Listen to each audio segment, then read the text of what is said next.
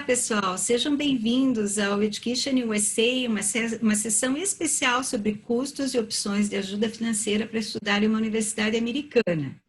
Eu queria começar me apresentando, eu estou aqui com a minha colega Simone Ferreira, e eu sou a Annelise Zandona Hoffman. Eu sou coordenadora nacional do Education USA, que é a fonte oficial sobre estudos nos Estados Unidos, e estou trabalhando nessa função há 3 anos, mas há muitos anos eu trabalho em educação internacional, que é uma paixão para mim. Eu tive o privilégio de fazer mestrado nos Estados Unidos, no SIT, e depois trabalhar numa universidade americana, na University of North Carolina, Greensboro, atuando com alunos internacionais que iam estudar naquela universidade. Depois trabalhei em universidades brasileiras também.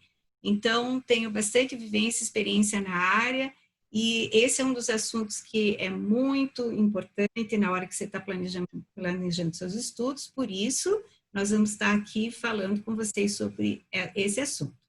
Então, a Simone agora vai se apresentar e já vai falar da agenda para vocês.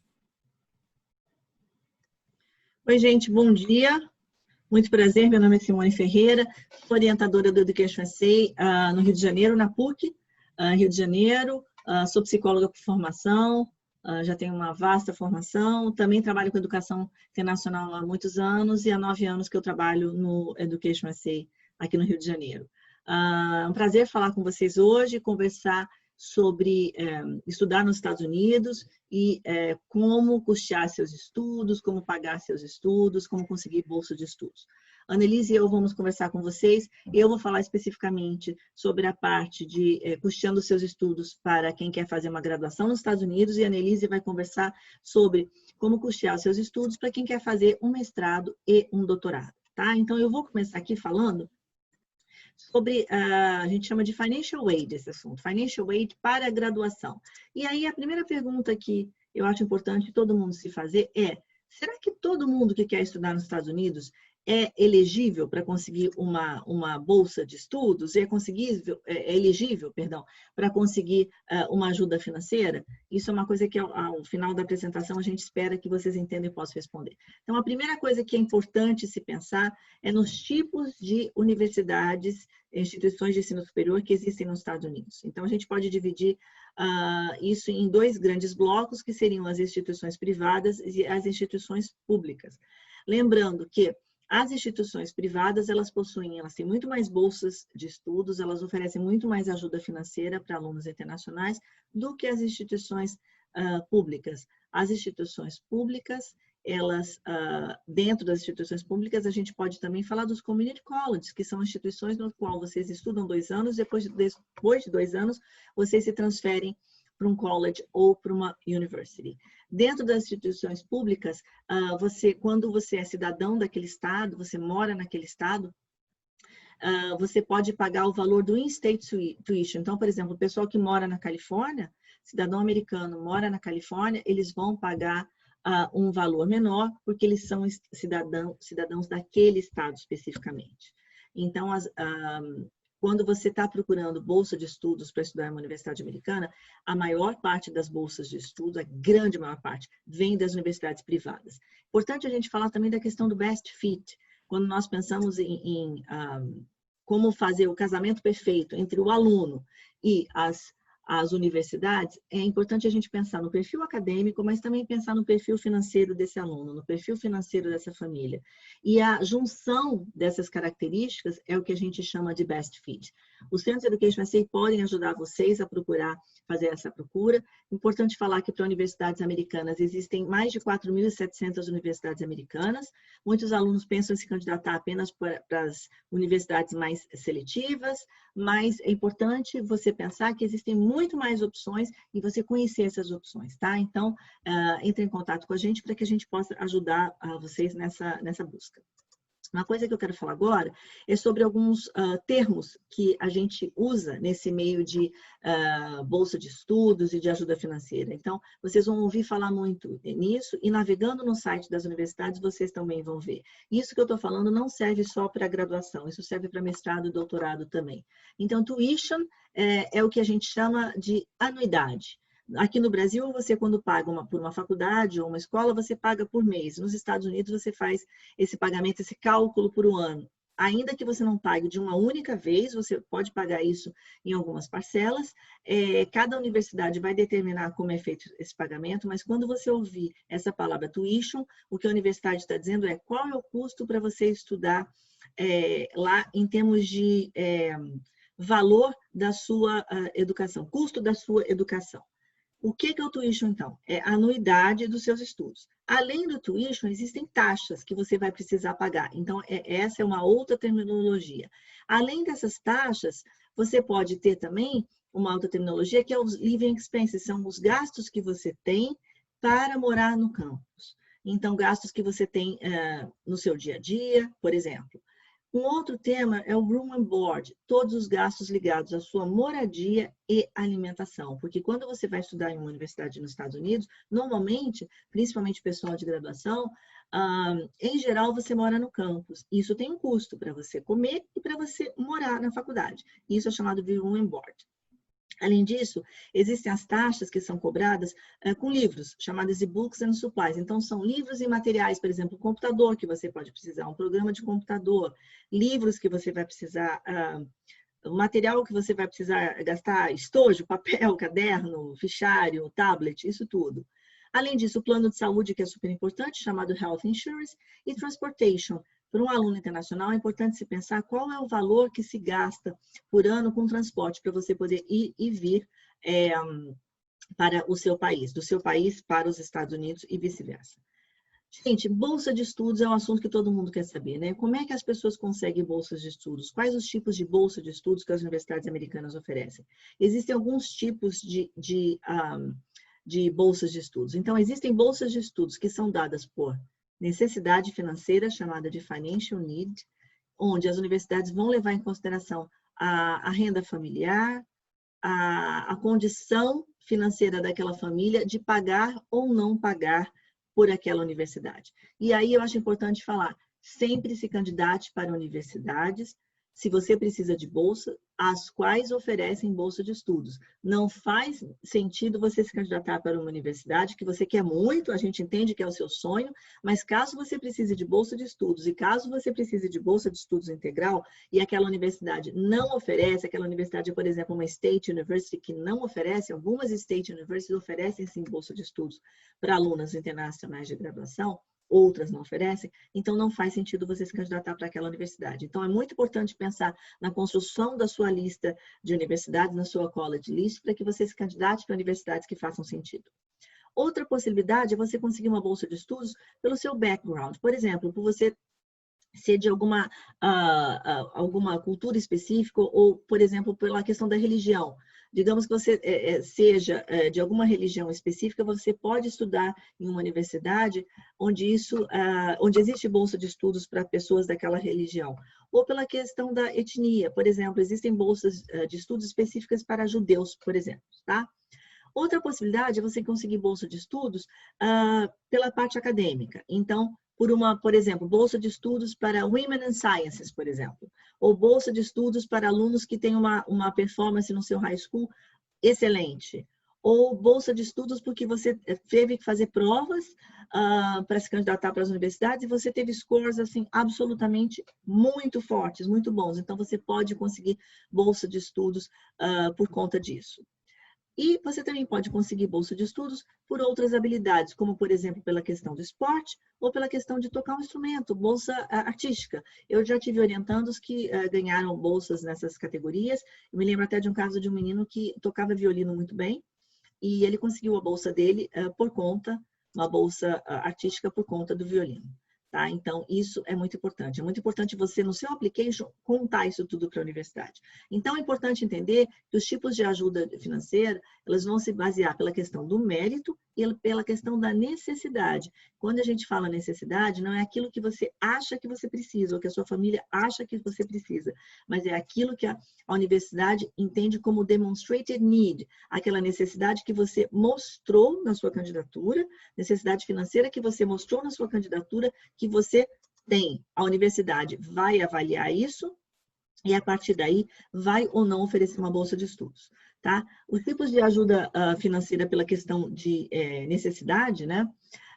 São baseados, existem alguns tipos, então, o que a gente chama de scholarship, que são as bolsas de estudos, que são as mais comuns.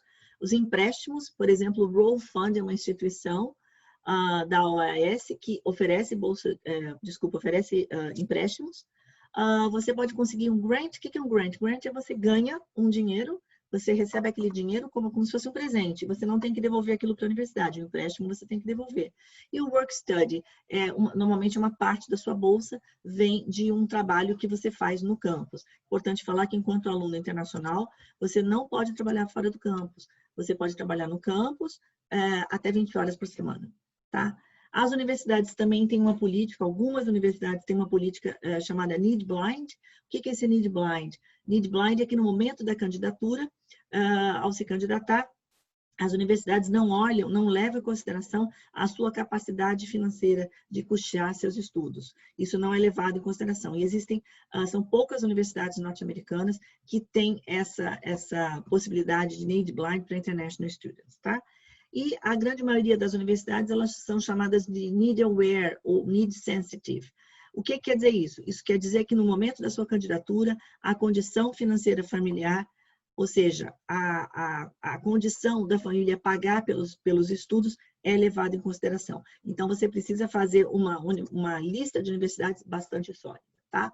Outro conceito que eu acho que é bastante importante falar é esse conceito do full tuition, full ride. Qual a diferença disso? Você vai ouvir muito isso. A universidade é full ride. Não, essa universidade é full tuition. E no universo de mais de 4.700 universidades, é bem importante entender isso. Full ride, quando o aluno recebe full ride, significa que ele recebeu uma bolsa integral, né? Ou seja, uma bolsa que cobre todos os custos relacionados a um ano de educação naquela instituição. Quando o aluno recebe full tuition, ele recebeu o pagamento, quer dizer, ele não vai ter que pagar por um ano nos estudos, mas na parte acadêmica. Isso não quer dizer que room, board e as outras taxas estejam cobertas por essa bolsa. Não, não é assim. Full ride é que você tem tudo coberto, ou seja, você não tem que pagar pela sua educação. Importante entrar nos sites das universidades e verificar as formas, e os centros de educação podem ajudar vocês nisso, como achar informações. Você pode, por exemplo, entrar em Admissions, depois você vai para Financial Aid, depois você procura International Students. Isso é muito importante. Sempre procurar as informações para International Students, porque as informações para International Students são diferentes das informações para Domestic Students. Ou outros caminhos, como os caminhos que eu estou colocando aqui, e às vezes a melhor informação você procurar, a melhor forma de achar é procurando no FAQ da universidade, né? Mas as informações estão lá. Às vezes você não acha tão fácil, mas elas estão ali, tá? Você vai precisar preencher alguns formulários. Então, o FAFSA é um formulário que você vai ver muito esse nome FAFSA, mas esse formulário é para alunos americanos. Para alunos brasileiros, normalmente, você precisa preencher o ISFA, que é o International Student Financial Aid Application, um outro formulário chamado CSS Profile, um outro formulário chamado International Student Certification of Finances e um outro ainda chamado No Custodian Forms para aqueles pais que são separados, divorciados. E você vai precisar de algum formulário, no caso de preencher formulários, mas você vai precisar de documentos para dar apoio a esses formulários que você vai preencher. Então, imposto de renda, declaração de banco, informações sobre poupanças e investimentos. Você vai precisar de saber o quanto a sua família gasta em conta de luz por ano, alimentação, plano de saúde, etc. Então, ter todas essas informações à mão é muito importante. Tá bom, gente? Então, agora eu vou passar para a Annelise, que vai falar com vocês sobre Financial Aid para Graduate Applications. Annelise. Ok, obrigada, Simone. Então, agora a gente vai entrar no mundo da pós-graduação. Lembrando a vocês que nós temos aí o que nós chamamos de um falso cognato, né? Graduate é pós-graduação, não é graduação, tá, pessoal? Então, vocês devem estar notando que nós estamos mesclando aqui muito vocabulário em português e inglês, porque vocês têm que se familiarizar com a terminologia adequada, que é em inglês, né? E lembrando que a proficiência de inglês, ela não é só exigida porque você precisa apresentar como uma qualificação para uma instituição para mostrar que você domina o inglês para estudar lá. Você precisa disso já quando está fazendo a pesquisa e o processo todo. quanto mais você dominar o inglês, mais entendimento do processo você vai ter, mais coisas boas você vai descobrir, melhor vai ser sua candidatura. Então, na pós-graduação, quando a gente chama graduate school, é porque você está se candidatando para mestrado ou doutorado. A gente não está falando da pós no entendimento que a gente tem no Brasil, tá? É importante falar isso. A pós-graduação de especialização, que dá um certificado, não é disso que nós estamos tratando aqui, é de programas realmente que dão um degree, que dão um grau de mestrado ou doutorado para quem está se candidatando. Então, no Graduate School, afinal, quanto custa?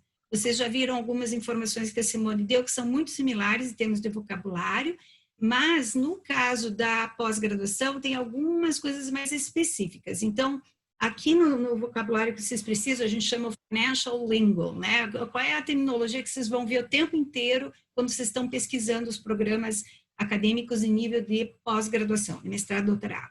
Então, quando você quer saber os valores, você vai procurar informação sobre cost of attendance ou estimated expenses. Por que eles chamam assim? Porque cost of attendance não é só a tuition, que a Simone mencionou, que seria a anuidade, né? O pagamento do curso propriamente dito. Que normalmente do mestrado pode ser de 1 ano, quando é um professional program, ou de 2 anos, quando ele tem uma defesa de, no caso lá, thesis, é diferente daqui, tá? Mas aí é um pouco mais longo. E do doutorado pode ser de 4 a 5 anos, né? Então, o cost of attendance aqui, a gente quando fala tuition, é o programa a cada ano, a anuidade, e mais as taxas escolares, que te dão acesso, você pagando isso, você tem acesso à infraestrutura da universidade. Tem ali living expenses, que é a tua manutenção propriamente dita, né? O que a Simone falou como room and board, ou seja, onde você vai morar, você vai pagar um aluguel, vai pagar um quarto, ou um apartamento, ou vai dividir, ou vai até morar no campus, que não é tão comum no mestrado e doutorado. O pessoal mais velho tende a morar fora do campus.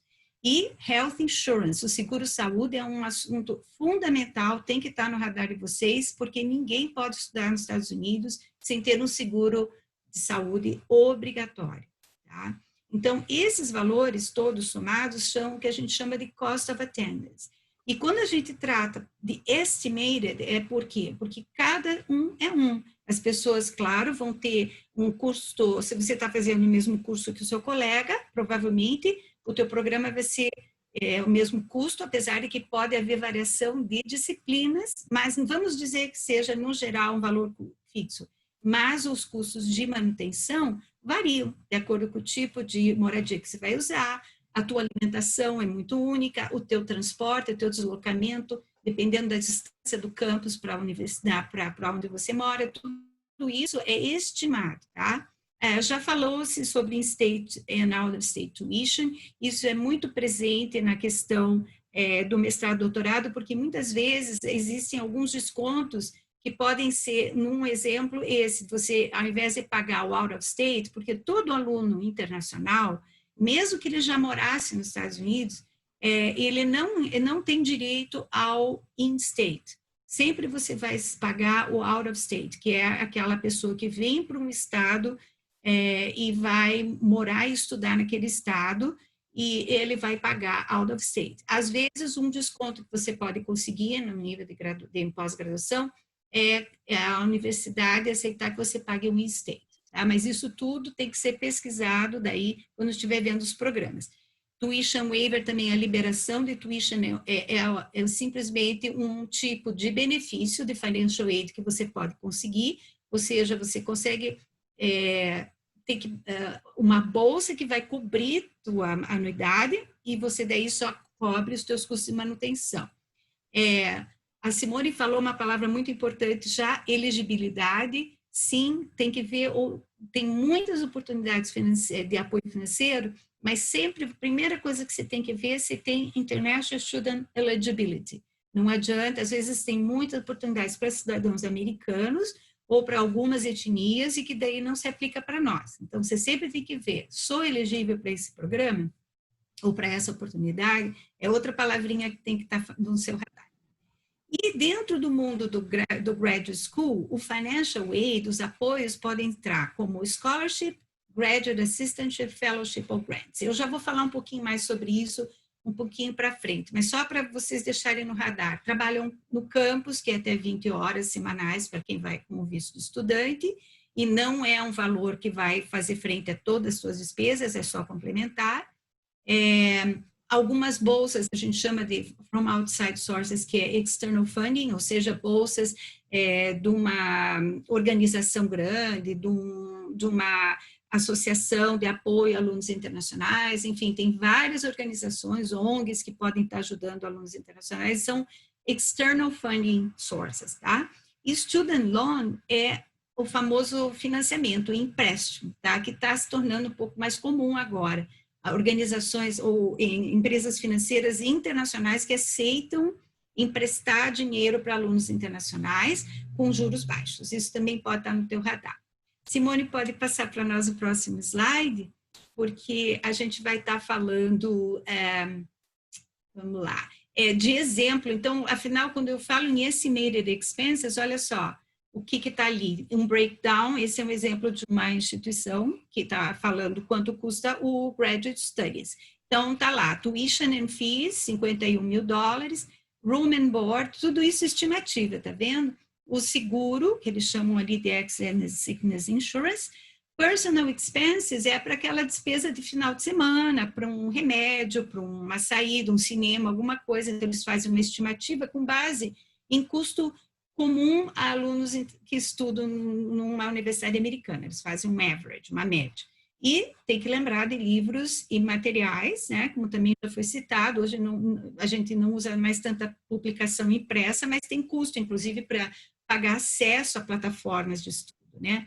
Esse é um outro exemplo que a Simone passou. Se quiser voltar ali, Simone, por favor. Vocês viram, undergraduate, mas no graduate muitas vezes é similar também em termos de custo de manutenção e de seguro-saúde. Vocês vejam que as universidades colocam claramente ali para o resident e non-resident. Resident é aquele morador que reside naquele mesmo estado, paga imposto naquele mesmo estado e que tem benefícios que vão vir para ele novamente em forma de descontos numa tuition de uma universidade, por exemplo. Já quem é não residente, que é o nosso caso, que somos visitantes temporários por um propósito, que é estudar por 2, 3, 4 anos, nós temos um valor diferenciado em termos de tuition. O resto, obviamente, é a mesma coisa. Então, voltando lá àquele vocabulário que eu citei para vocês, aqui, ó, Graduate Assistantship é uma das formas mais comuns quando a gente está se candidatando ao mestrado, doutorado, de ajudar a gente a bancar esses custos, né? E uma das alternativas é o Graduate Assistantship. O Graduate Assistantship pode ser Research or Teaching, ou mesmo funções administrativas. Como que você se candidata a um Research or Teaching Assistantship?